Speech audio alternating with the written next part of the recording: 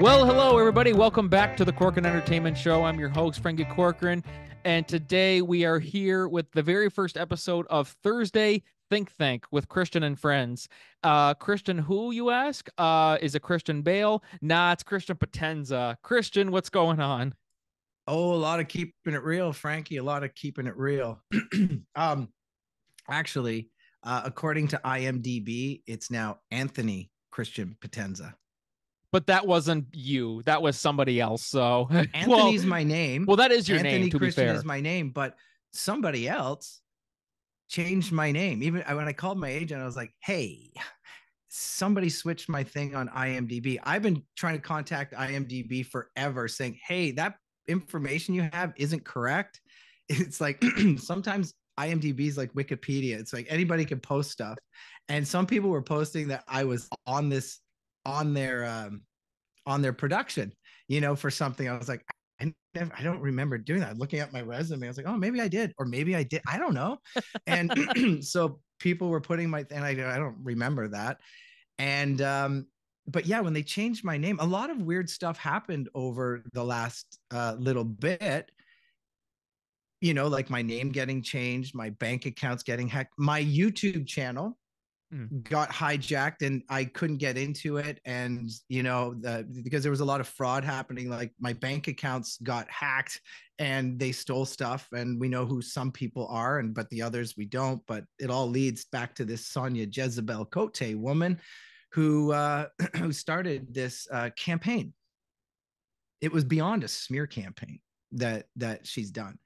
And, and over the past 2 weeks of just of us putting out, this little, I hadn't talked about this in 5 years, 4 years, 5 years, 5 years. This is going on its fifth year. 5 years, February 20 something. This month is when she dropped the big one.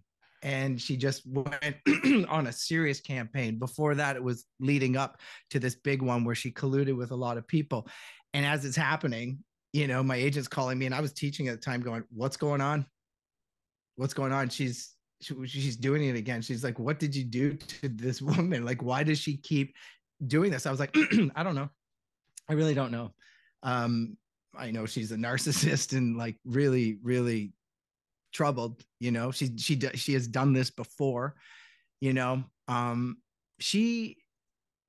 is a narcissist. She is a liar. She lives in a delusional world. And I didn't want to get involved with her when she started because I was warned about her when I met her. I remember I was dating her best friend and I was warned about her because she asked me to help her out with her erotica, recording her erotica stuff. Right. And I was like, oh, okay, well, why not? And they were like, be careful, man. And she wasn't the only one. The girl I was dating, which was her best friend, we're over at her place and she's like, she's into some weird stuff, man. And by the way, guys, check it out. Go look for yourself. I'm not one to talk about people unless they talk about me, but even still, I don't play that game, right? But go check out what she's into, and I'll get into this. She's a self-declared witch, and remember, she used to be a stripper. So that years. Oh, and so joining us now is Sonia Cote. No, kidding. I've been begging check this out, because people reached out to her. So I just want to clear up a few things. So when I met her and I was introduced to her, people told me, like, watch out. Don't get mixed up with her because she does wreck life. She will do things. She's a real estate agent too, and she has wrecked people's credit. She calls child services on people. She has a pretty messed up life if you read her book and stuff. But now she's a holier than thou, advocate for people doing wrong. But it's like, you should check out what she does. And she has done this before to people. I'm not the only person. I'm just the most well-known and an easy target for her, right? And her people know agenda. And well, people know me. And, I ticked her off. She wasn't happy about that. So she's going to make me pay, just like she's done with other people. Check out that too. But the thing is, she is a liar. She has said, in that article that was on Reddit, that was from a closed group, which she let out, because every time I did something, every time I did a podcast, or something, or started working with people, she would contact them, or this article would come up, which has so many spelling mistakes. The blind freedom forger, Robbie Reeves, was like, there's a lot of spelling, because he gets it talk to text. And he's like, there's a lot of spelling mistakes in that, you know, and you mean the hardcore journalism that's happening with untrue facts based on what she said? I go, yeah. So there you go. But this article would show up, and then these people I was working with would all of a sudden turn on me. And we'll get to that in a second. But like, she said in one of the articles that I was just listening, all these things that I did, she said I did. And then she goes, and he will be charged. They never even called you. The cops never called you. I don't even know what she's talking about. She said a bunch of things that didn't happen, but she's going on this campaign and she's colluding with others saying they told me, or this is for a friend and this and that. But she's done this before. She does this. And, she knows how to use social media as a platform, because that's all that's her life. It's all about me, look at me and look at this, I'm doing this and it's fabulous. It's a lie. It's a lie, man. Check out what she's into, guys. Check out, she's a self-proclaimed witch that's into some stuff that I was like, because she said I'm going to be charged. I did all this thing. No, I have been followed by the police. I've talked to them. I've been followed by, private investigators. I have had my bank accounts hacked and destroyed, my YouTube channel locked out, like just trying to discredit me, saying that I'm unfit in the mind and I can't run a business because, I shouldn't have a studio. I'm crazy. So the police and the people that monitor your mind, I've talked to them several times, because I've also had my own complaints. And what they don't realize is that when all these people, and she gets all these people to call and complain from different angles and, different thing, different, police, the government, the city, and they're all like, no, we've looked into it, nothing's there. Do they not think that if all this keeps happening over time, and they know, because some of the accusations that they've said, I wasn't even there. Yeah, exactly. When they said I was doing this, and and they know that because they're watching me. So now they're watching them and they don't realize this. So when this happened and my agent calls me and I'm watching it blow up, and then people are calling me. The next day I got calls from, people that were on Total Drama, and just going, I'm hearing some bad things, man. Not liking it. I was like, that's not true. And you know that. Bye, man. Out. All the voice acting committee, all of it, all talking. And, I just died. Especially because BotBots was coming out.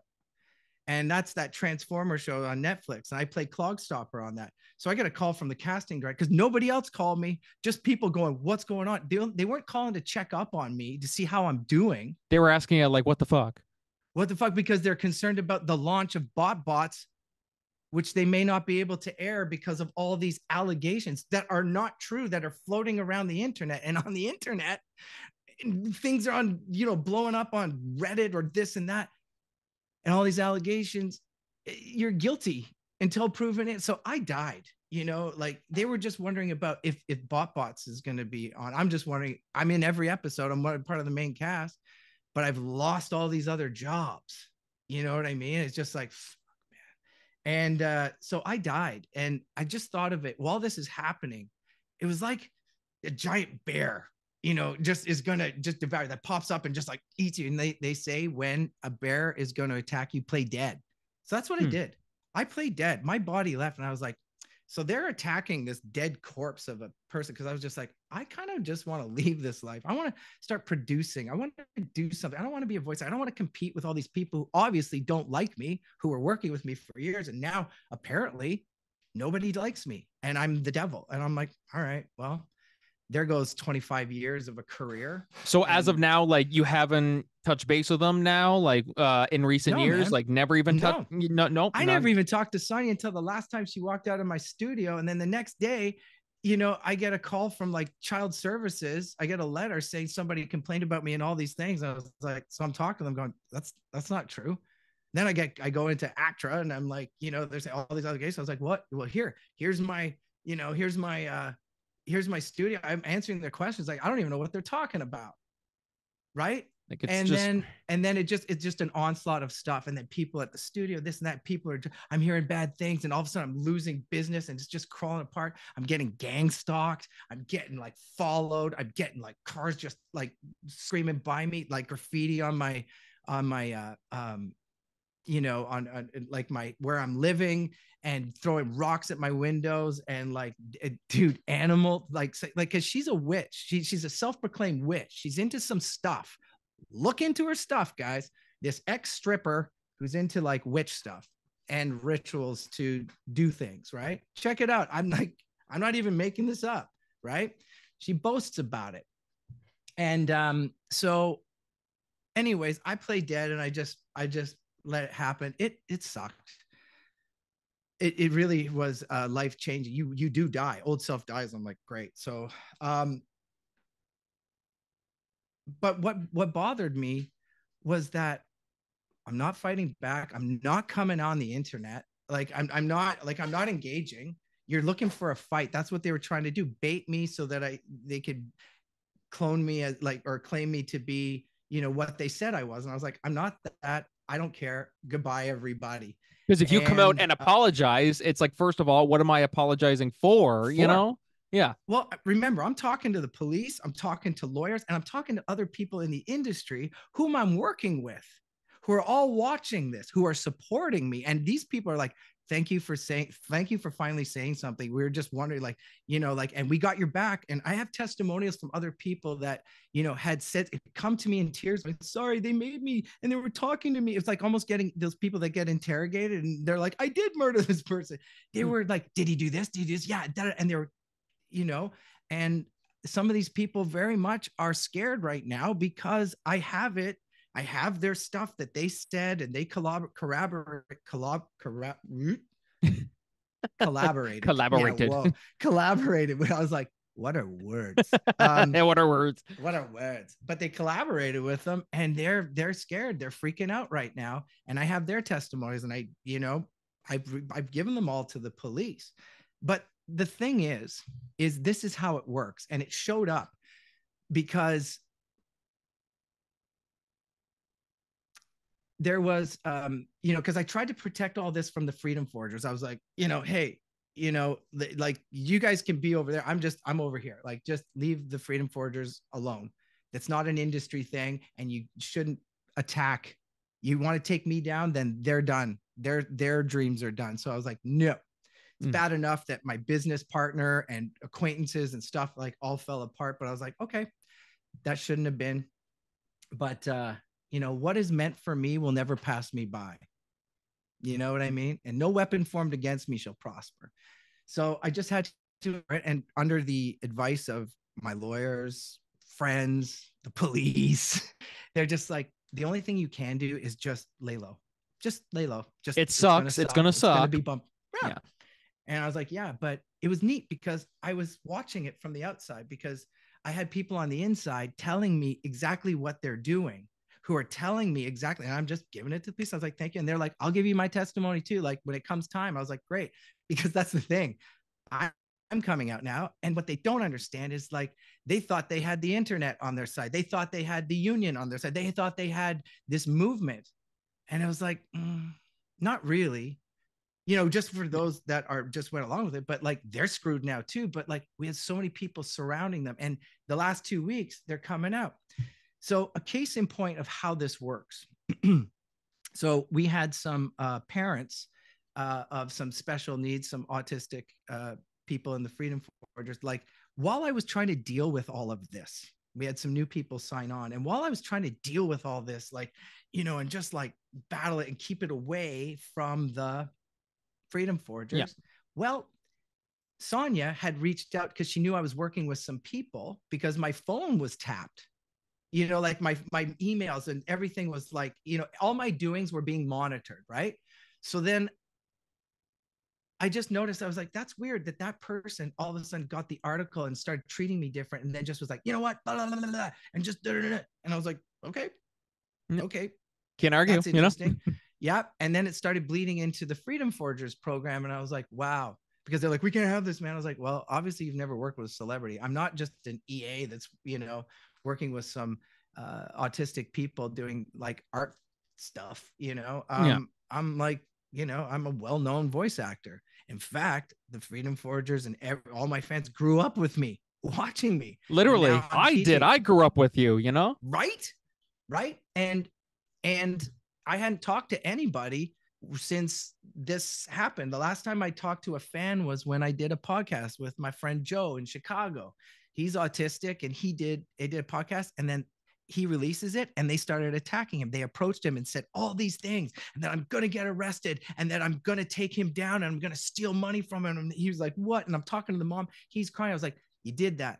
You also called my blind Freedom Forger, and you started attacking him and say he got fired from this, from Total Drama, because he's this, that, and watch out because he's going to scam me. And just like, whoa.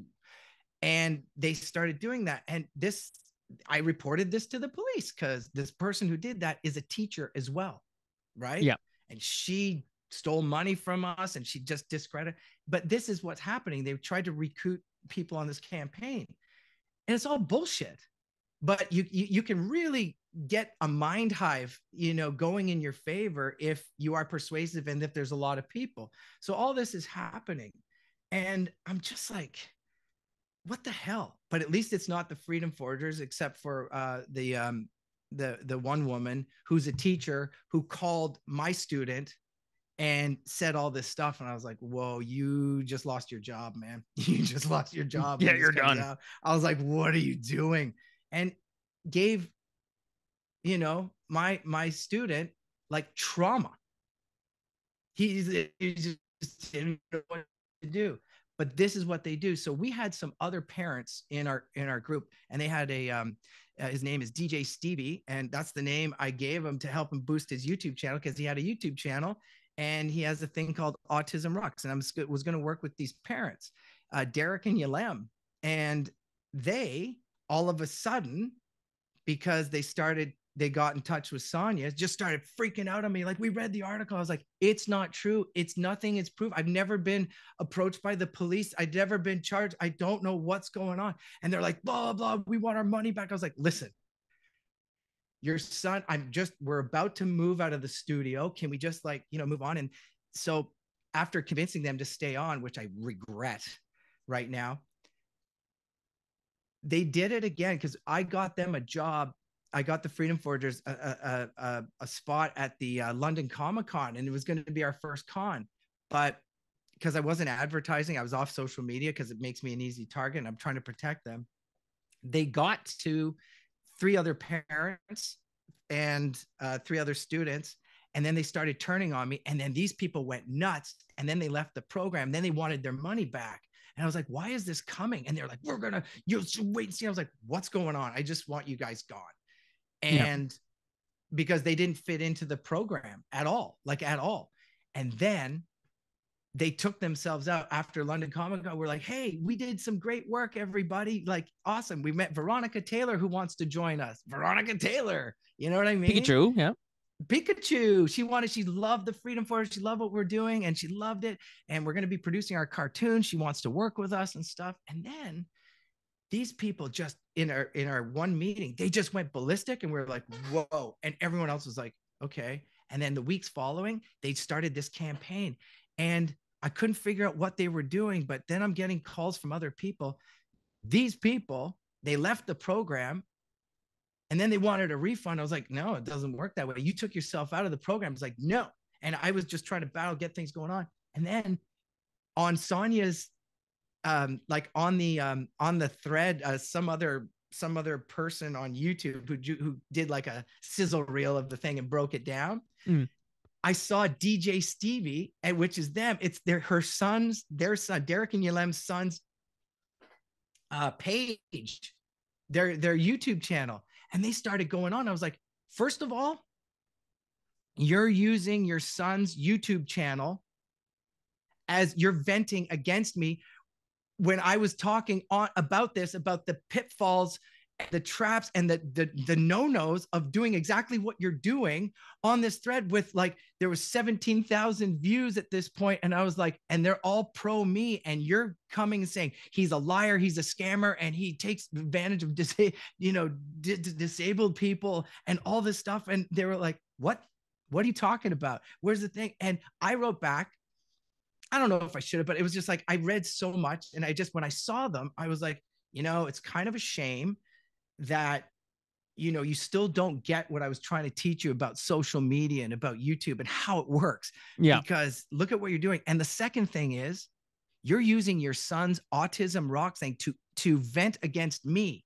You're using your son. And I go, that's why I didn't want to work with them, because they were like, they puppet their son and just get him to do stuff. He's a non-communicative. I love DJ Steve. He's a great kid, but I could never work with him because the parents were always in the way. And then they start just, bad mouthing me and going, he's doing this. He's a liar. He's a da-da. We called the government. We tried to call the police. We did everything to get him arrested or blah, blah, blah. And they're all like, like, no, it's not happening. And they're saying this. And I was like, guys, you're using your son's YouTube channel. You're breaking, like, this is a no-no. Your autistic son's to vent thing. That's the people that I'm fighting with. And then a few comments later, I was like, well, that's them. And I was like, I don't care. It's buried under like hundreds of stuff. And I was like, I don't really care. And plus I don't care. But then I noticed above, they were commenting on other people's things. And somebody said, who, I don't know who to believe, Sonia or Christian, da, da, da. And they were like, Sonia is an honest person. I was like, there it is. They just incriminated themselves. They were working with Sonia and these people. I caught them. I took the screenshot because other people were sending it to me. So that's going to the police. And the other parents that tried to and called and did all this stuff, who we've had other run-ins with that are not in a good place with, I don't think they want to call the cops on me, because if we turn it around and the cops go to their place, it's not a good scene.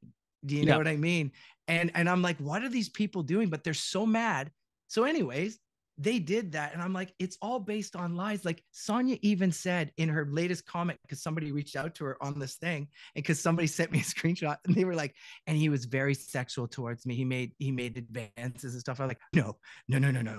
This is how narcissistic she is. Because when I first met her, I'm dating her best friend, and I was warned about her, and I got to see the inner workings. I was like, I am not attracted to this woman at all.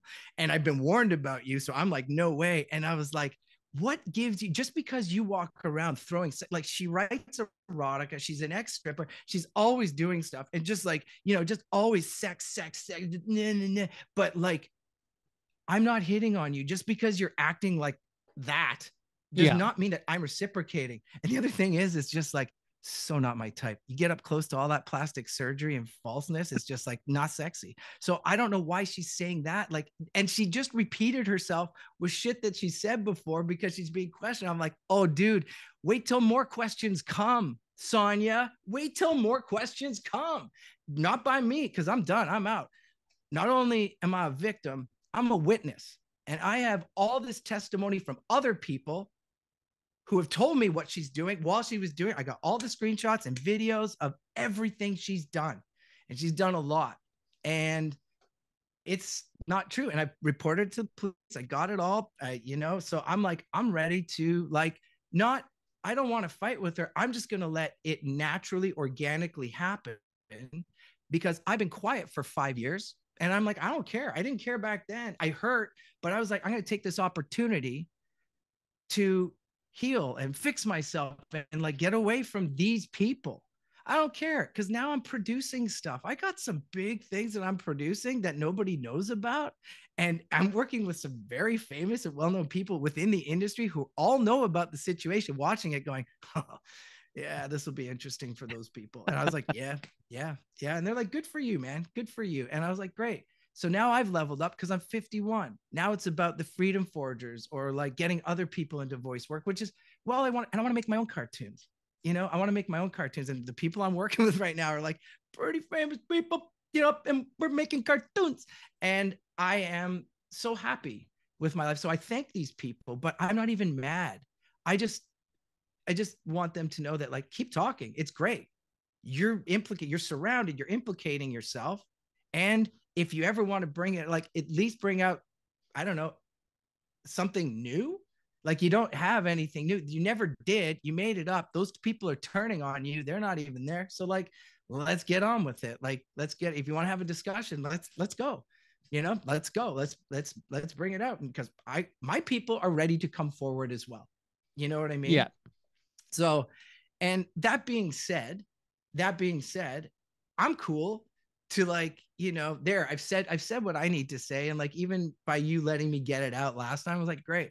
I'm so done with this and I don't care. I just know that karma and justice will serve as like, because some people were saying, I don't even know who to believe. And I was like, I don't care. Honestly, I don't care. Because when it comes out, whichever side you picked, when the truth comes out, and it always does. What's done in the dark always comes to the light, and I've just been quiet about it because I played dead. Yep, exactly. And it was just like, just don't add fuel to the fire. You know what I mean? Like fire with fire just makes a bigger fire. So you're just going to stand back, let it naturally die out. You know what I mean? Yeah, because eventually it does.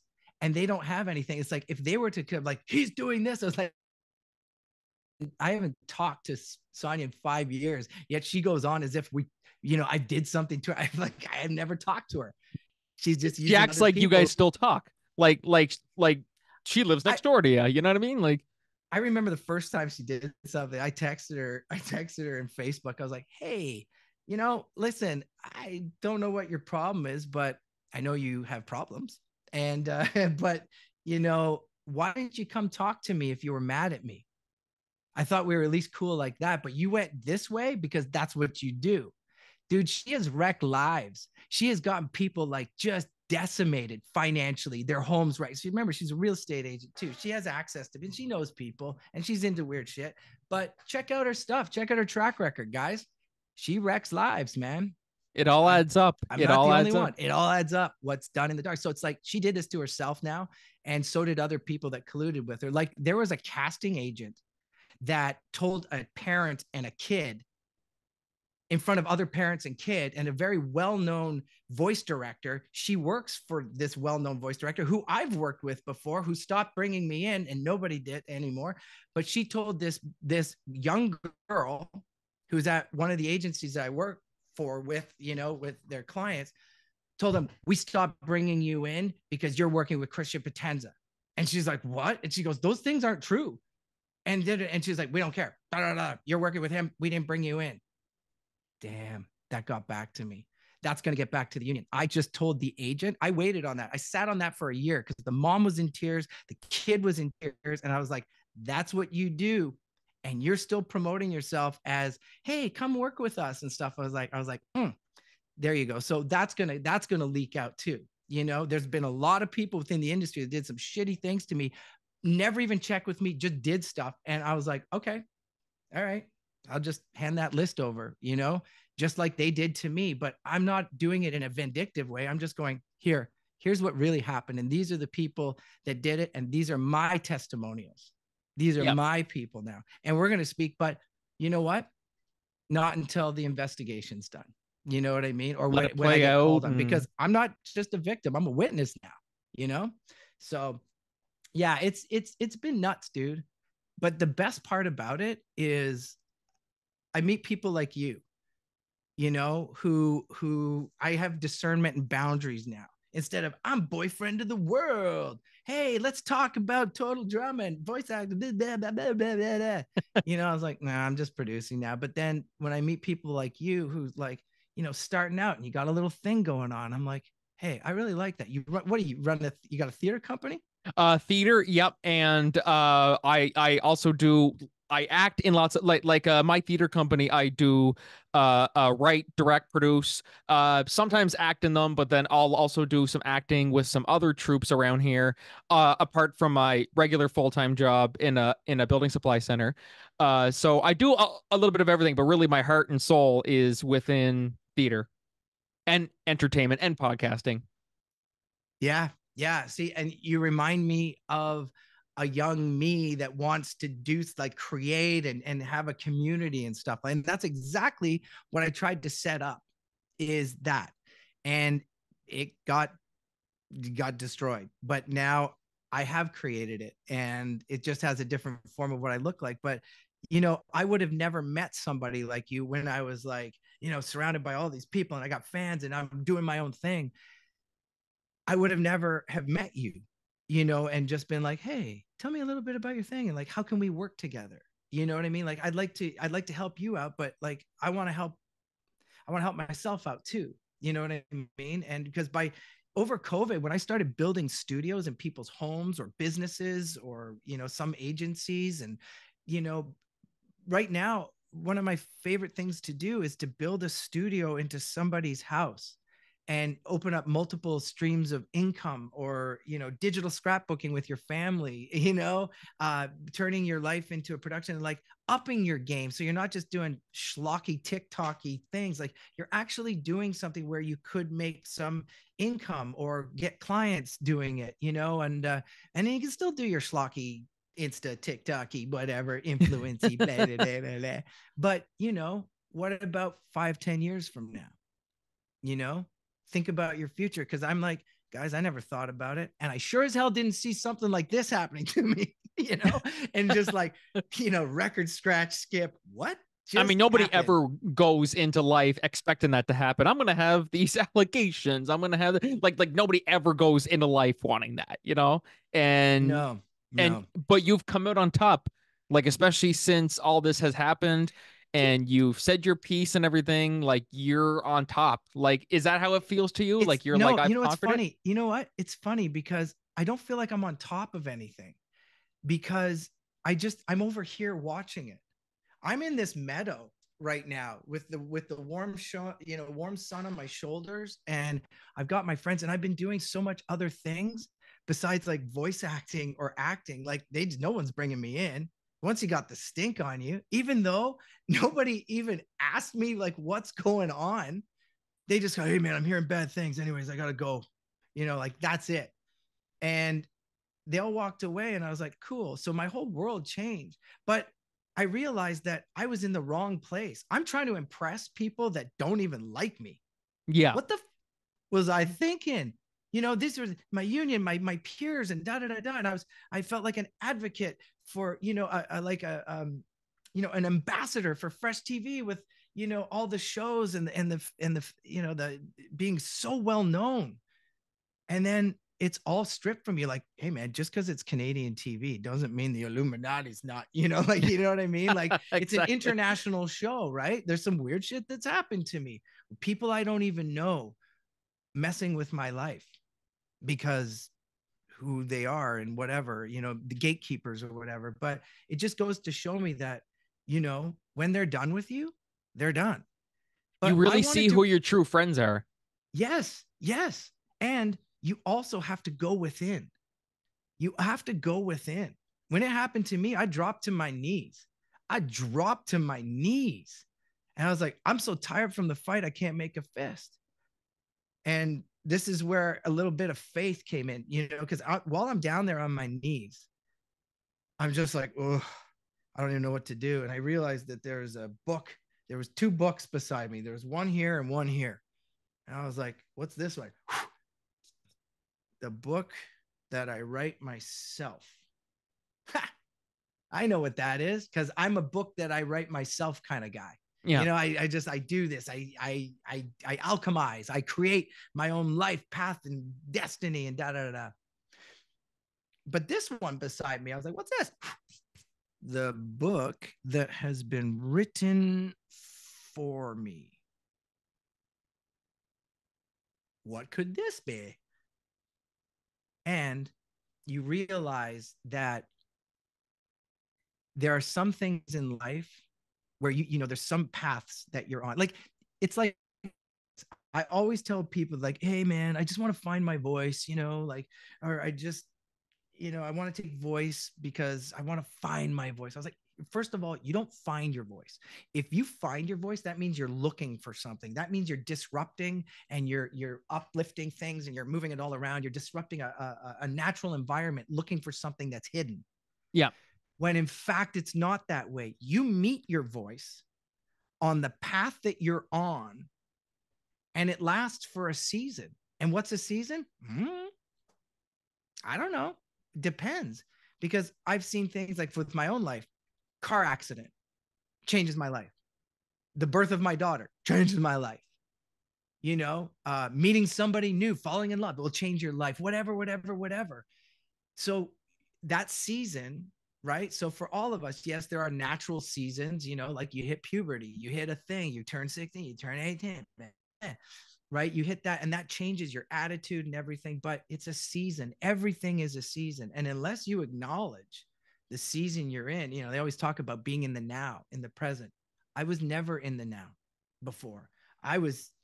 The book I write myself, I'm like, I'm up there. I'm dreaming. I'm big. I'm an alchemizer. I am manifesting. I have a vision and I follow it, not realizing that I don't even know what I'm standing on. I didn't build a foundation for everything. And I definitely am not living in the past, except for bad things. Yeah. Not good things, bad things. So I'm tethered to that. So it means I'm stretching and breaking. So then I came up with this plan of just being the 5-year plan, because if you keep your mind and your voice, instead of making a demo every 4 years, like a new one, I'm like, no, just, you know, send in the self-tapes that you do now, and just sort of like, you know, take out a weak one and put that one in, and, you know, just keep current, keep in the now. So what I do is, right, I've created a 5-year plan, and I always stay in the middle, 2.5 years in the past, 2.5 years in the future. And as time moves, you stay in the middle, so that your last your distant past, your not so distant past, which is only 2.5 years, you still maybe kind of look and sound the same you did 2.5 years in the past. So it's not a stretch. So that's great. You're here. And then you're also thinking 2.5 years in the future. And as you move, you stay in a current season. And that's just something that I teach now, as, you know, what to do. And here I am on the tail end of 5 years of some shitty things that changed my life, but I was always in the middle of it. I never got ahead of it, and I never let it get me down. I just stayed in the middle of it, neutral, as above, so below, you know, just stay balanced in it. And that's what got me through. And that's when I started reading the book that's been written for me. Instead of, I'm going to do this and I'm going to do that. And like, I'm awesome. I'm just like, and I keep going and going and going, trying to get ahead, trying to create. If you just stop and read what was written for you, like predestined, or stuff that happened in the past that you maybe have twisted a little bit and go, you know, as an abused person, you know, I was abused, you know, growing up, not cool, you know, and there were parts of my life about being abused that I had blocked out, you know, when I was really young. And, you know, it just sort of cleared at like 45, like, yeah, when I was 45 or past, just maybe 47, I can't remember. But then all of a sudden, you know, through some hypnotherapy and therapy, I was like, oh my God, that happened. And then there was a floodgate of that happened, all those things that I was holding on into the past. All of a sudden, by reading the book that was written for me, I was able to look at it objectively. Instead of running for a barrier, I was like, oh, that happened. And it was like I was reading a script in my own life, you know? And I was like, cool. So that's helped me ground. And that's also gone into my teachings of how I produce things now. I just stay very balanced instead of being reactionary or throwing all my stuff into it. I was like, pick and choose your battles, you know?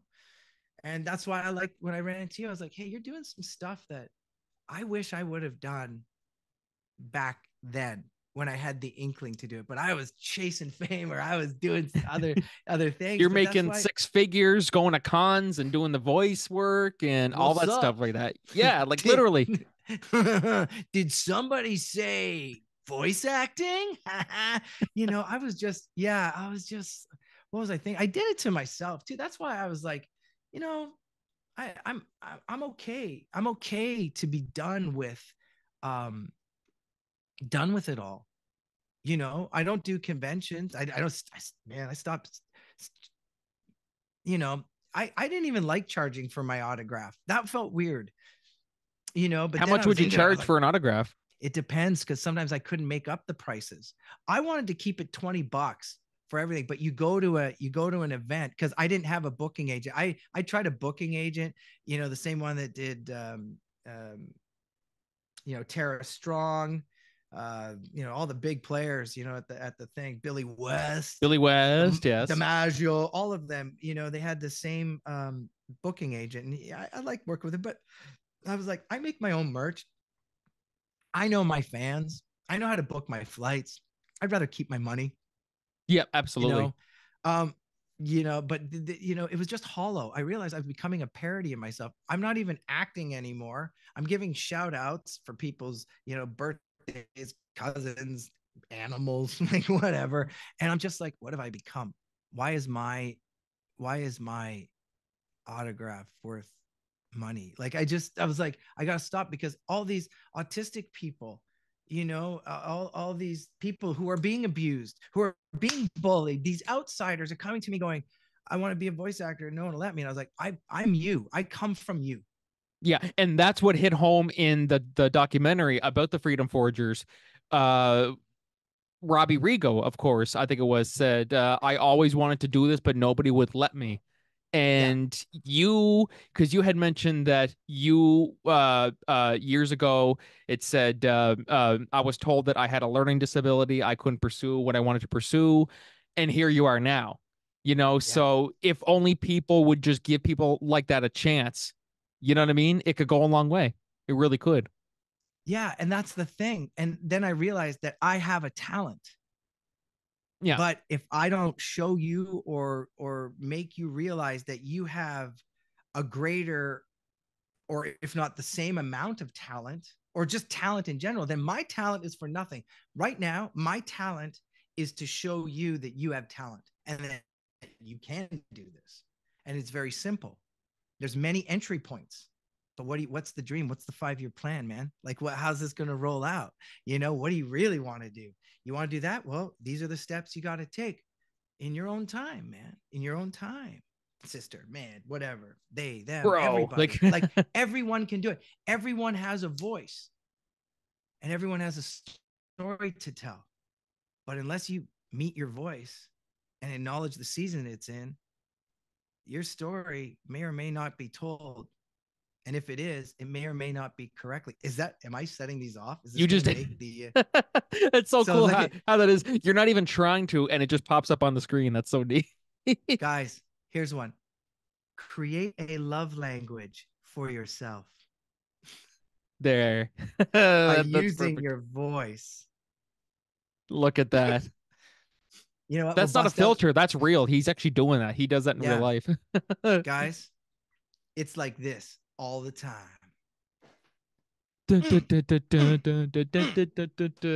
People listening to the audio are like, what the fuck are they talking about? Yeah, I forgot there's an audio component. Guys, go on YouTube and check out the video version if you want to see what the hell Christian's doing. Yeah. Check it out. Come hang out. Come and see what 51-year-old cartoon guys look like after a while. And I still can't get over that you're 51. I remember we talked about this in the last one. I'm like, he's not 51. Like, what? Yeah, dude. Like, just blows my mind. Do you have many people who say that to you? Like, what, 51? No, you're not. Yeah, a lot. Because I'll go like, hey, they're like, blah, blah, blah, blah, blah. Or I'll say something. They're like, yeah, but you're old. I go, you have no idea. And they're all like, what do you mean? And I was like, how old do you think I am? And they're like, 38, 42, something like that. And you're like, up 50, up a bit. 51. And people are like, no, I've had to pull out my ID and just go, see, and they don't like you're at a liquor store. But you see, this is why voice acting and working in voice, because you can change yourself on a molecular level, like a shapeshifter. Because like an opera singer can change the molecular structure of a glass by hitting it. They match it and then go, and they change the frequency and it ceases to exist. Because if we are made up of matter, right? Matter, molecules, cells, atoms, whatever we're made up of. Well, those things have a bunch of frequencies running through us and vibrations running through us, just holding us together. And because we're made up of different types of matter, we have different types of frequencies holding us together. And yet we have thought and consciousness, which is its own vibration and frequency. Try explaining deja vu. I can, to what I know it to be, because I can sort of sense it with this vibration thing. And yet we can produce sound and vibration. Ooh, by using the thought vibrations to manipulate the physical vibrations to make sound.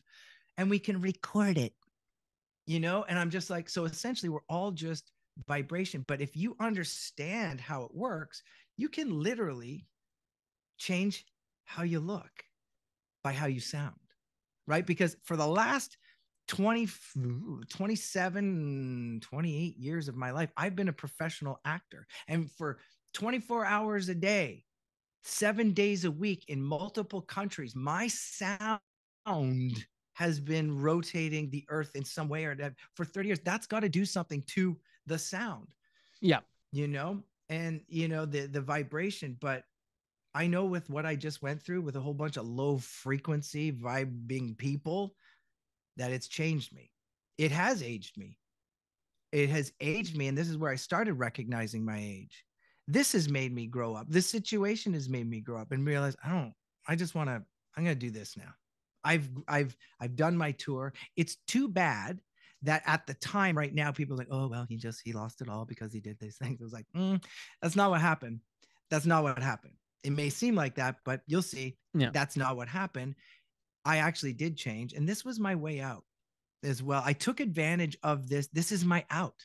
But you were kind of hoping it would go a little better, like that you wouldn't have to deal with allegations. You wouldn't have to deal with all that stuff. Would have been nice. You would think to just go through I did this for a while, I'm just going to move on and not have what happened. Do you think had that happened, you would still be voice acting? Yes, or would you have made it? Yeah. I still was I was planning on doing what I'm doing with the Freedom Forgers right now, or producing, because the thing is, I started by teaching. Yeah. And having workshops. And already I'm just getting run out of town because as a very famous voice actor, I can get people to take my workshop, and stuff. Whereas somebody who is a casting director or a voice director and they're doing demos and they're teaching people, but they're just doing it at their studio. I'm teaching people how to do it at home, and it's a lot of non-union people. It wasn't my agent, it wasn't my union. I started doing that and I started getting, some notoriety. The classes were building and I was doing it at a facility where another big casting director was, using it for their teaching, but we were getting more time, more space, and they were getting to, and well, here comes some more squeezing out. This casting director stopped bringing me in for stuff, because you see, in the States, casting directors can't, it's a conflict of interest to have workshops or come get your demos made by these casting people, but not here in Canada. There's a total, and I've talked to other well-known voice actors, men and women who wanted to get into voice directing because they reached a certain age. You get in your 40s and your 50s and you start doing it. You're like, that's the next progressive movement. And they also were met with nope. Just because you're the lead of these cartoons and everyone knows you got millions of fans around the world, who are not to do this, because people, that's their livelihoods and they don't want somebody coming in. So I was like, that's why I moved to Hamilton, to start up my own thing, to get out of Toronto. Then all of a sudden it just followed me again with this, take him down, take him out. He doesn't deserve it. He's not qualified. He's crazy. And I was like, all I'm trying to do is help people out and build a name for myself, legacy, and that's why I'm so happy, because my legacy is actually got built stronger foundation because of this. That's why I'm not even upset. I was like, I would have never have left. I want to thank you for asking. But the thing is, no, because I was kind of addicted to cartoon money. It pays well. Good money, good income, good everything. Money. Yeah. And I can double, triple down on it by playing with fans on YouTube and blah, blah, blah. But that's a whole other existence. And I hated it because I was becoming a parody of myself. Ended up becoming a parody of myself. And I was like, oh my God. Like if you run into somebody at a party and you're all like, hi, yeah, you can go like, hold on, I have to take this. And you just go. Or Yeah, like exactly. you just ghost. But what if that person that you're trying to get away from is you? You're like, talk about claustrophobia, and just like restlessness. And at the time, this did not help with my addictions that I was trying to overcome because of the textbook of my life of being abused about, and a whole bunch of other stuff. But I was working on that stuff. After my mom died, I set out to work on myself and to help others. Right. And that you've That's what succeeded I in. did. And that's why I was like, the original plan was there. And that's why, they got my back, because I stayed true to the plan. But those other people that tried to take it away, they tried. And they thought they took stuff away. But I was like, thank God, I'm so much lighter. Because even whatever I tried to do new things. I changed the name of my channel, but it didn't matter. Even if I posted something on Facebook about like, it's my daughter's birthday, or like, it's this, hey, look at this sort of thing. Hey, Chris, about total drama. And I was like, first of all, my name's Christian. It's not Chris. Chris is the character. And that's why I think like people started to think like I am Chris McLean, because I was so present with my face and interacting with fans and conventions and doing live read-throughs and But and just Chris's voice sounds like you. You hear the voice, yeah, and you think it's me, and I'm like, I'm so far not Chris McLean, and I just resented it, and people may say, oh, he's just saying that, and I was like, you know what? Check in with my peeps. I was not happy. Like I honestly, when Total Drama came back, because those fans listed, I thought Total Drama was never coming back. When have you ever heard, except for Family Guy? Remember when Family Guy came back? And now an article came out that they have no plans to end, and it's at season 25 now. Yeah, you know what I mean? Like it's not going to. It got canceled. It did. Oh yeah, it did. Yeah. Total Drama had a great run, and then they had Total Drama Rama, and I was like, well, here we go. Here's a fracturing, and they made it kids. I'm just like, well, here we go. Next, what? Total Drama on Ice? Like, what's the next step, right? Breaking Total Drama Breaking Bad, or I don't know, Total Drama Amazing Race. Like literally, that was World Tour. Never mind. Oh, right? Wait, that's true.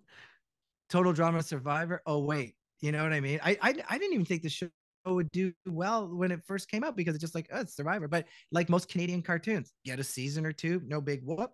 Teletoon doesn't give an F about it anyway. But it blew up on Cartoon Network. And I was like, oh, hey now. I just,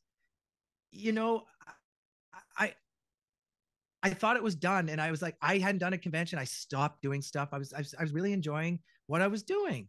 And I wanted to create my own cartoons and not have everything to be a parody or a fan fiction or something with, I was like so tired of it. It wasn't original, but these people were rabid. It's like a cult following.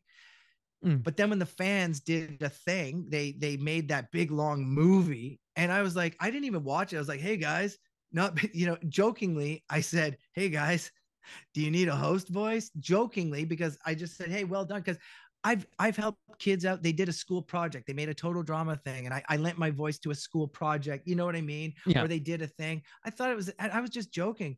And then all of a sudden I realized that it was a big, long movie that they had written. And then, the people over at Fresh TV go, seriously, buddy? What are you doing? I was like, what do you mean? I was like, oh my God, I didn't realize it was that. So then I it was good, guys, apologies. I'm not endorsing this. This is actually plagiarism. Like this is like cease and desist is right. But then Tom and Jen started getting death threats at Fresh TV. So did I. So I did a thing with like Stop the Drama, where I came out and I did a 2-hour thing where I answered questions, but I also explained stuff. I was trying to smooth it out. And then I was just like, I think, it's done. Like, I think this is over. Like, I will leave after this. But then a couple days later, they announce that Total Drama is coming back. And I was all like, because the fans were like, Total Drama is never coming back, so we're going to make our own. Yeah. And there's so many parodies of it on there too. Like people are making these, like it's unreal how many there are. You type in Total Drama anything, there's something Total Drama. That's the thing. Yeah. And I thought this was just another one of those things. It's a camp or it's a this or a that. I didn't realized that it was hardcore. And I watched it. I was like, oh shit. So I retracted my thing going, sorry guys, I was with you because I thought it was a fan thing. I didn't realize that you went out for a move. Like you spent a long time making this and promoted it like it was a movie because Fresh TV isn't. So anyways, after the death threats and and just like horrible press, like, you know, and I stood up I took more, here we go. You know, I took them on. And I was helping out Fresh TV. And then when they said it was coming back, I was like, cool. I was like, that's awesome for the fans. I was like, I'm going to do this one. And then I'm going to hang my hat. I say, I would like Chris to go live a life in fan fiction and not be a part of mine. Yeah. And that's what I was planning on doing. So when they let me go halfway through, I was just like, well, first of all, you didn't even talk to me after 20 years of like service. You know what I mean? Yeah. And just done. Like, see ya. Just done. I was like, so that's how it is. Hey, neat. Okay. So that's the way that ended. And I was like, I just decided to walk. I just decided to walk, you know, and just go, I put it behind me and I go, there's my out. Goodbye, Chris McLean. I can say goodbye. And I remember I had my standees and all this stuff that I had. I gave them away. I signed them to people. Like I just gave away everything, all the memorabilia. And I had some good shit, you know, like I had some stuff that would be just like fans would pay like a lot of money for. And I was like, I don't even care. I just gave it away. And then I went to the dump and I had lots and it was so cathartic. I threw it all away. And I was like, McLean out. And I remember saying that. And I wept. I wept at the garbage. I looked at it in the bin and I was like, that's what it comes down to. This whole thing is fucking landfill. And I was like, yeah, you know, and I have some good memories and I made some good friends, but it's over. And I was like, phew, and it's off. And then that was a couple years ago now. And I'm like, you know, now I'm producing cartoons. I'm doing some stuff that's like going to come out. I'll be like, eh.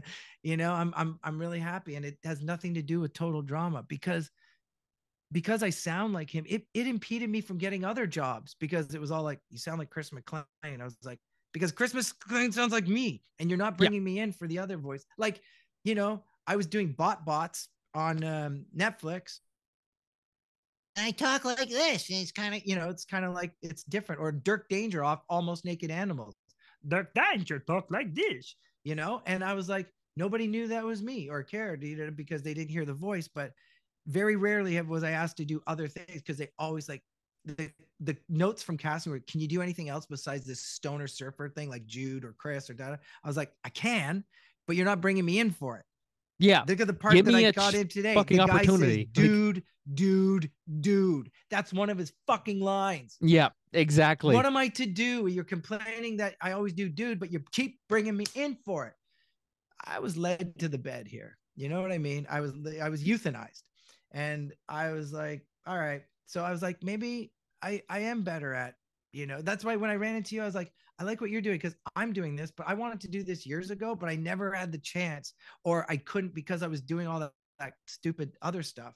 And that's why I like talking to you. That's why I was like, I'll talk to you. You know what? I want to tell you my story. I want to get into this. And I want to team up and partner with some good people. And I would have never have met you before because I would have only done podcasts that were like A-lister things or like things that would get me some, you know, blah, blah, blah, as well as the students or the odd fan or, you know, some special needs people and just to give them a shot in the arm. But I was like, no, man, you know, and I was like, I learned something about when you take away people's with Sonia, Jezebel Cote, Martha Christensen, and a few others that I'm not going to mention because of the investigation, they'll find out soon enough. When these people get their things taken away because of karma and because of that's what happens when you play stupid game, you win stupid prizes, you know? And so I'm like, wait till this happens to them.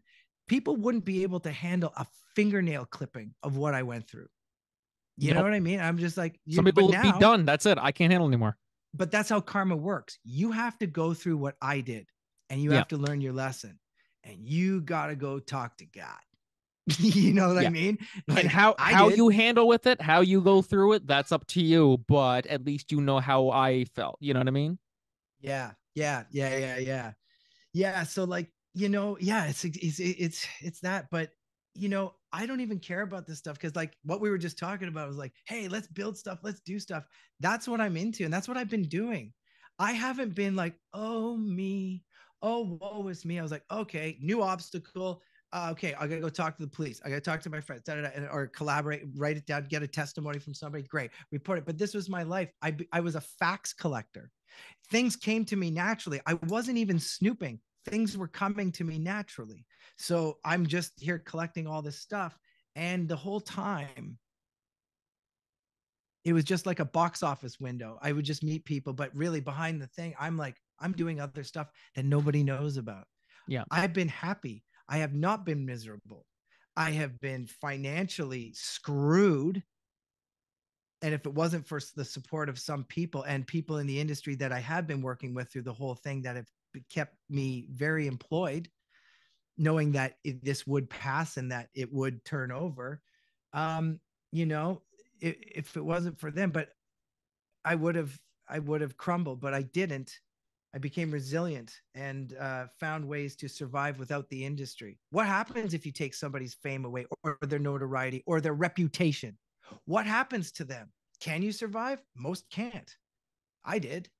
I'm still here. And like, wait till you find out what I've been doing. Wait till this comes out. It'll be like, oh my God, he was totally fine. So while they were going, oh, he's doing that, I was like, meh, not my circus, not my monkeys. No, exactly. That's exactly it. I don't care over her. I don't care. They were crucifying and beating up a scarecrow as far as I was concerned. Literally, like just sitting there, big smile on the face, like nothing. Yeah. Even like some people were like, we're watching this going, these people are so fucked.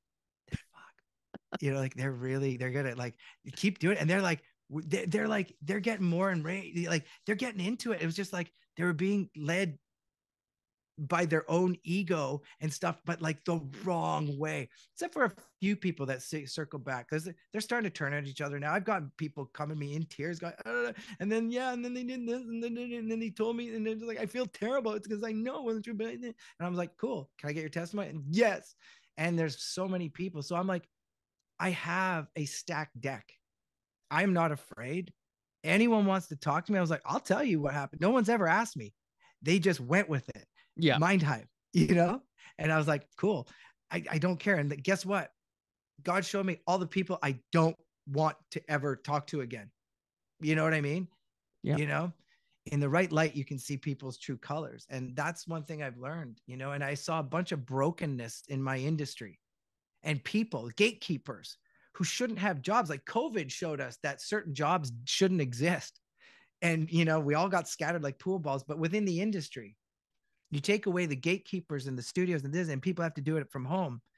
You learn a lot about people. You realize, wow, you had a golden handshake job. Like that's all you were. And you're a gatekeeper and you have a lot of opinions, but really when you didn't have a job to gatekeep, to do that, what are you going to, you have nothing. You kind of lost your mind. Yeah, exactly. That field. Like, I was like, interesting. Or you jumped on and started attacking people, it's just like, people have their own ways of coping with all that stuff. Yeah. Like, what did you do during the pandemic? During the pandemic, lost my mind the first couple months. Yep. Weeks. It took me weeks. Started writing plays. 1 year later in March, I launched this. March 2021 is when I officially announced Corcoran Entertainment. That's how this all came about. So there's some third year in March. Third year. Yep. 3 is the magic number, bro. 3 is the magic number. This is it. And the fact that I'm talking to you right now, that speaks levels about how far it's come. Like, yeah. I think that's awesome. And the fact that you and I are going to collaborate on a few things. Yes, exactly. Like, especially this podcast segment. Yes. Yeah. Yeah, dude. And the people that we will bring on in this think tank, is it think tank or think tank? Think tank. You named this. You named this, Christian, didn't you? I did. Did I say think tank? Was that think a typo? Tank. Think tank. Think tank. Thursday think tank. Thursday think tank. Think tank. Well, guys, we're still working on our title. We're still workshopping. Christian was the one who suggested it. How about this for a title? If you guys have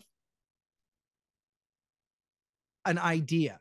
If you have an idea for a cartoon, a podcast, a creative endeavor, a stage production, a band, like whatever it is, a fashion line, we want you to approach, give Frankie here a call and say, hey, I'd like to pitch my thing. And that's what the think tank. Let's keep it up. Think tank.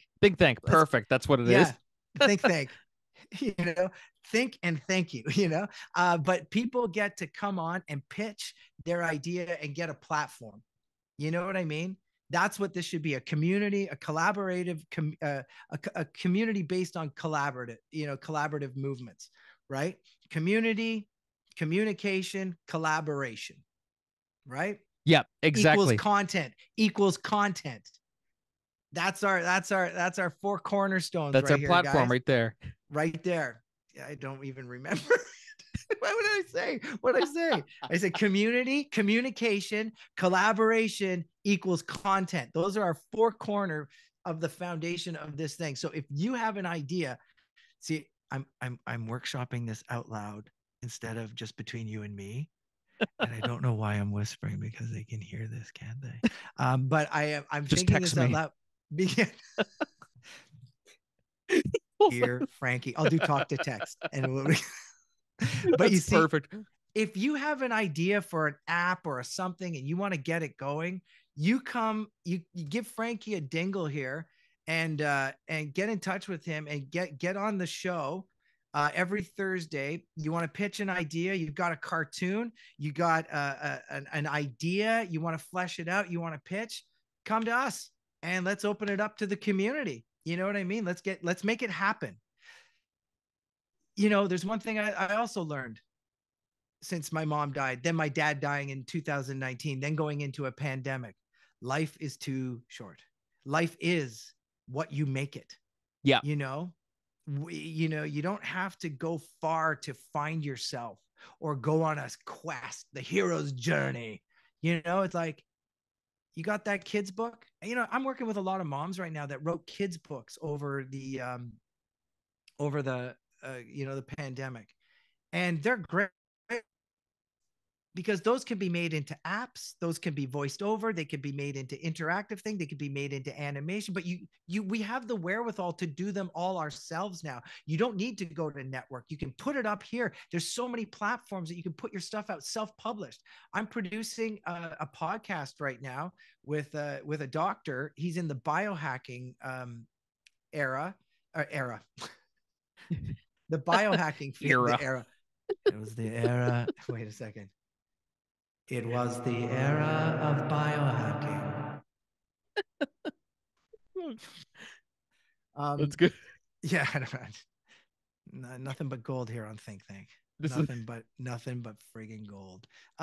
So they've written these books, and I was like, there's so many applications, and they're like, I can do this, and I was like, yeah, and we can get actors. We can even even if you did like stick drawings and stuff, like you can animate, you can do so much.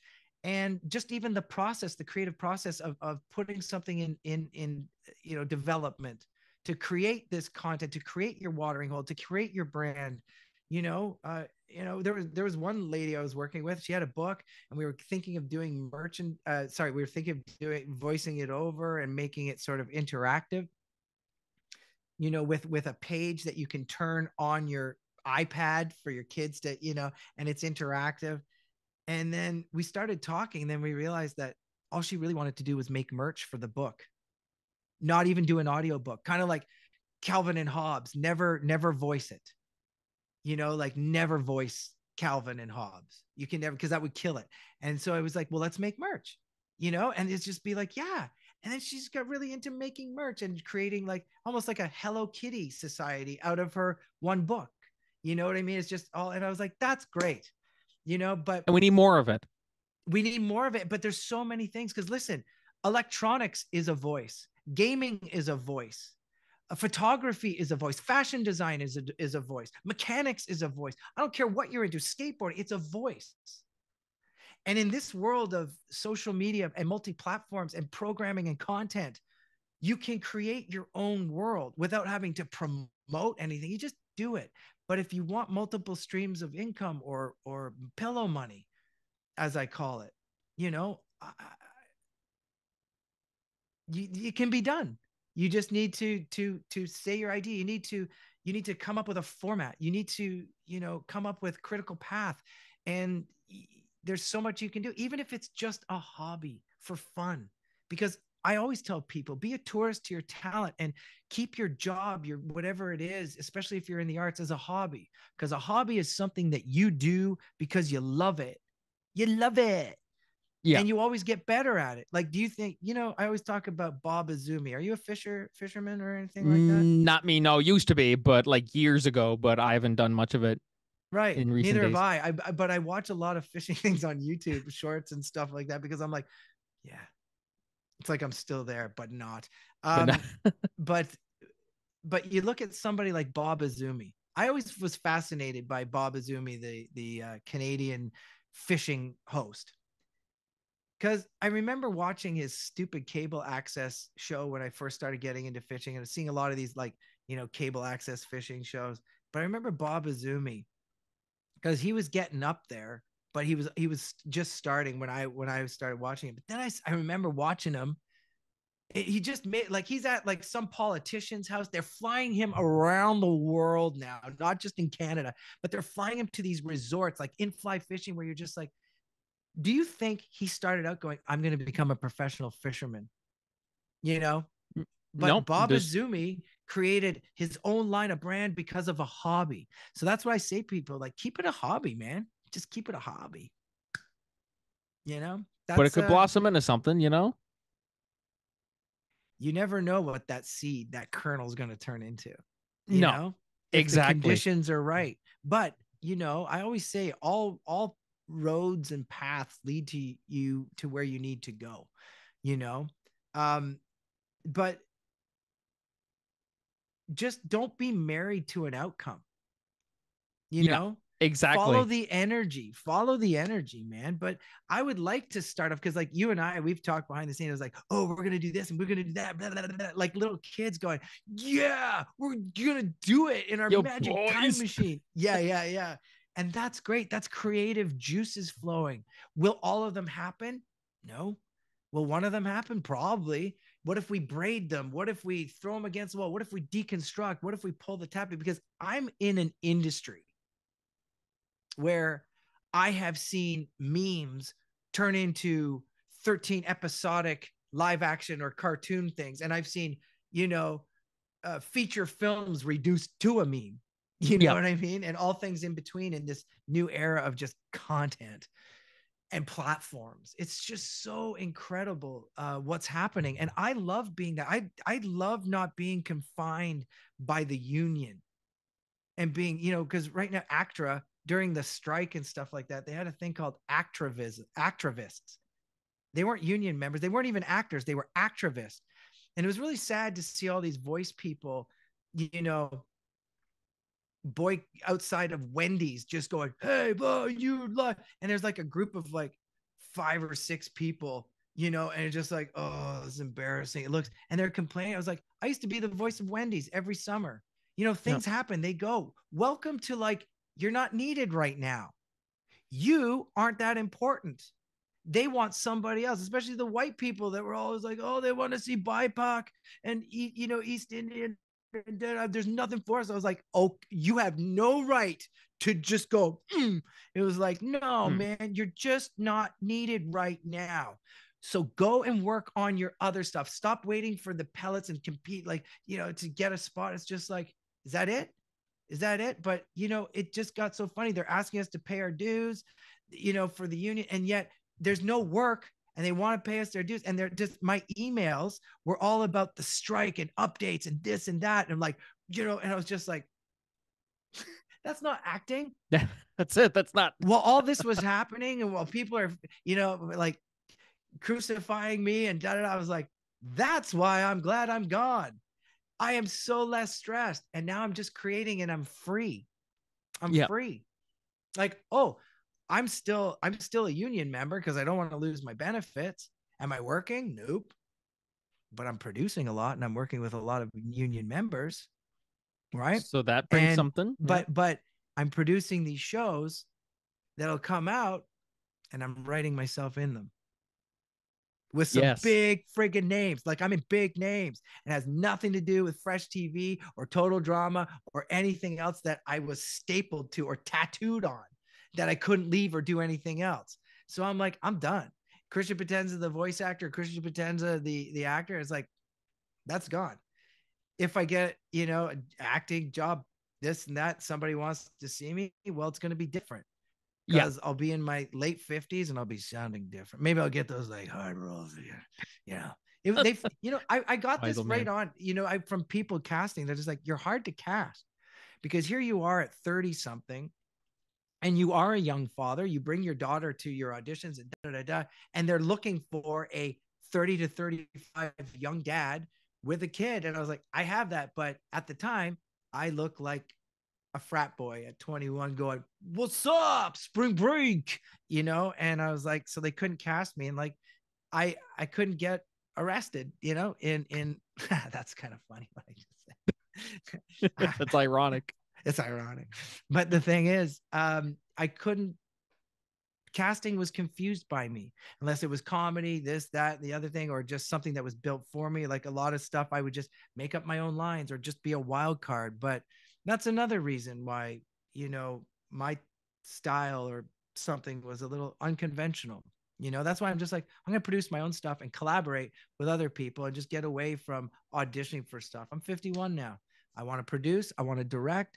I want to voice direct. I have the capabilities and the know-how to produce anything I want on a super industry standard. You know what I mean? Yeah. And I am working with some very big animation companies, and I have been the whole time behind the scenes, So I was like, you just took away things that were dead anyway, that I wanted to go. So I'm like, I'm great. And now working with you and like opening up this thing here, the Think Tank. Such a weird name. It's weird. People are going to ask why, how did that get? Did I actually say that? Is that in our text? You did. Yeah. I'm pretty sure it's in our text, but I think it rolls off the tongue good though. I think it'll catch on. Think Tank. Thursday, Think Tank. Well, think and then thank. Yeah, I like it. Think Tank. Exactly. And guys, this is an opportunity for all of you guys. Like this is feel free. So on social media, I'm gonna put out my email so you guys can get in touch with me if you want to come on the show and talk about it. This segment is every second Thursday, so we have a whole week. Feel free, send your ideas, who you are. Do you want to come on the podcast? Whatever. Yeah. And we will pitch your idea. Yeah. Pitch your idea. Bring on your peeps. Pitch it, and then we'll do some wild card stuff too. Like, just like out of the nowhere, it'd be like if somebody goes like, if we'll do a couple wild cards. And if you email Frankie while we're rolling, we'll put out a little thing saying, hey, we're rolling right now. If you have an idea, hop on, but email Frankie and then you'll get on and then we'll send you the Zoom link. And then we'll just go to town. We'll just call that wild card. We'll do 2 wild cards every episode. And by the way, guys, this is the last time I'm talking about any of this crap that was happening with Sonia Jezebel Cote and the allegations that are not true. And you will see this because when I met Frankie, I was like, you know what? I just want to just let it out there and like that, be done with it. This is 2 weeks later. And I said, Frankie, let's just do a follow-up so we can just put it to bed. I'm done. I've been done for years, but now it's my turn to speak. And I just let it out there, but there's other things in the background that are speaking for me and working. And so let them talk. You guys can have at it. Like have at it, like pick a side. I don't care. I'm not there anymore and I really don't care. But this episode or this thing was it's the closing of one chapter and just letting it go. And I want to thank you, Frankie, for giving me the platform to do this on your own platform. You allowed me to tell my story. And, I like that. I really, sorry. I like that. You're a good kid, Frankie. You good kid. You're good kid. You're good, Frankie. I was going to say, I like the fact, it just came out weird. I like the fact that it just shows your character of like, yeah, man, I'll let you do that without like, you know, no, whoa, this is my podcast. It was like, you know what? Thank you. Because no one ever gave me a platform to do this. And that's why I've been offered things. And I was like, well, I'm not going to go up on Reddit. It'll just cause like, it'll just go scorched earth. It'll just go the wrong way. It'll cause another frenetic thing. But I was like, you know what? I like this. I want to talk to you. I want to let it out on you, the most unsuspecting vessel, to all of a sudden leak something out, because it's not even like I want it to be like, here, everyone, you need to know, newsflash. I was like, I just want to let it out and just let it naturally, organically just do its thing. And to do this follow up 2 weeks later, you know, I read the comments for a couple days and I was like, this is the same old thing. I was like, these people, you're going to regret things, guys, you know? And I was like, I'm done, but good luck, everybody. And then I said, I want to do one more and just sort of tie it up and just say, put that to bed. And then let's talk about the think tank. I can't believe we wrote that. It's rolling off the tongue. It's rolling off the tongue pretty good, though. Like, let's get the t-shirts made now. Hey, Total Drama fans, you should write Shark Tank and say, you should call it Shark Tank. Do it, guys. But I would like to close it. And I just want to thank everybody too that has supported me. Whether you were vocal about it or whether you were completely silent, but you were still like, yeah, man, even if you're on the fence, I just want to thank you for not writing me off just because of what other people say, like a lot of people did. But hey, that's them. They made choices. Yep. And I just want to thank my fans, my friends, and I can't wait to meet my new friends. And I can't wait to start this thing where it's truly a collaboration, because, you know, talking to you, Frankie, over the last little bit, and, you know, it's inspired me, because you remind me about how like I was, and like when I was 25 and I was going to do it. But the thing is, I was just talking about it at 25. And then I booked some stuff and I was doing it, but it took me away from doing what I really wanted to do. Which was do this, what I'm doing now. So 25 years later and all that stuff in between, it was good because I gained an audience, but now I want to start collaborating with the audience to create our own stuff that is free from anybody. You know what I mean? Any gatekeepers. And, you know, I want to audition, you know, our fans. I want an international flavor. You know what I mean? I want a collaboration because we have the technology now, you know? And I just wanted to thank you for showing up and really, you know, allowing for all this to happen, you know, because without you, it probably wouldn't have. And just the invite to say my story, which I was very reluctant to do, but you made it very comfortable. And I realized that, yeah, not everyone's out to get me, or not everyone's a thing. So, you know, it just shows a lot there. But that's why I've decided I want to collaborate with you, and I want to bring in some friends, you know, like open it up to the to the YouTube verse, or to, you know, all of our people. And I actually wanted, like, you know, maybe if somebody has a good idea, we'll take it on and we'll make it happen. You know what I mean? If they want to collaborate, or if they just want to pitch it and just get it out there, you know, give them a platform, give everyone a platform to tell us their idea, and maybe collaborate and just be an incubator. Think Tank is an incubator of, remember, community, communication, collaboration, content. That's it. That's Think perfect. Tank. But yeah, Christian, it's my pleasure, man. It was an absolute honor to give you a platform. I was more than willing to. Of course, it was 3-hour podcast. I said make it 6. Like, really, I was like, yeah. Your story, I was willing to give you as much time as you needed. Thanks, and it was an honor. It was an honor, and I'm glad that wasn't it for us. We're doing this now. We're doing lots more stuff, and I'm super excited. And me too. And it's great that we're getting the audience involved as well too. And I'm so looking forward, guys. Definitely be sure. We'll be putting some stuff out on social media, how to get in touch with us, all that stuff. Yada yada. But Christian, thank you for joining us for this one today. And I'll see you next Thursday, or sorry, the following Thursday in 2 weeks for the next think tank. Think tank. Yeah. And I just want to, guys, you've got 2 weeks to come up with your idea, get your pitch packages ready. And all we're looking for is a 1-pager. But if you want to go ahead and make videos, if you want to make tracks, if you want to do some illustrations, bring it. Because that's one thing we're going to show you guys is what is the format to pitching your ideas, to lift it from the page, to record it, to create, collaborate. Do you want it to just be on YouTube, on this platform? Do you want to get it to network? Do you want to, get into the music recording industry? Do you want to get into the film and television industry?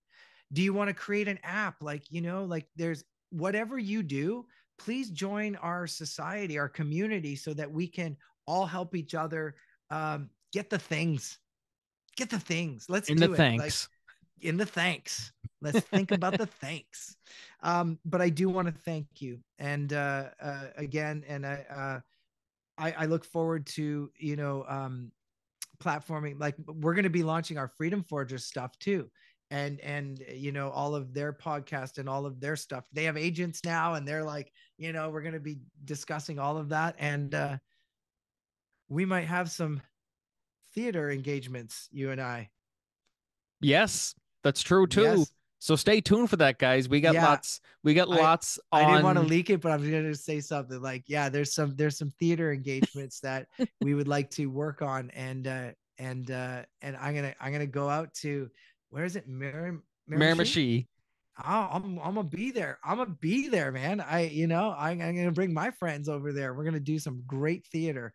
And the best part is that we can also produce theater. If you have a play, we would like to talk to you about that and producing it, because maybe you do it in green screen and we just go digital instead of a stage.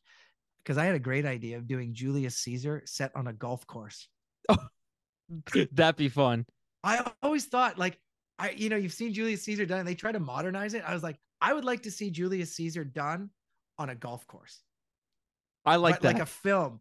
Like, do you remember Leonardo DiCaprio's Romeo and Juliet? Yes, that's right. Brilliant. The guns that made sword sounds. I was like, when I saw that, I was like, I'm going to do something like that. But the best I could come up with was Julius Caesar on a golf course.